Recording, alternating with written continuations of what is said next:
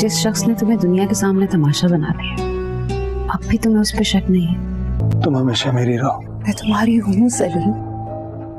अब मुझसे क्या चाहती हैं? मैं चाहती हूँ कि तुम दानियाल को कबूल कर लो।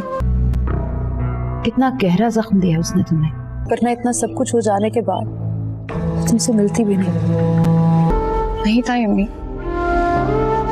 मैं ये नहीं कर सकती, आप ऐसा मत सोचिएगा कि ये होगा। दानियाल का दिया जख्म तो शायद ही कभी आमिरा अब चाहती हैं कि वो होनिया को अपने भू बना ले, क्योंकि वो जानती हैं कि दानियाल जब से इससे जिदा हुआ है वे एक दिन भी खुश नहीं रहा है।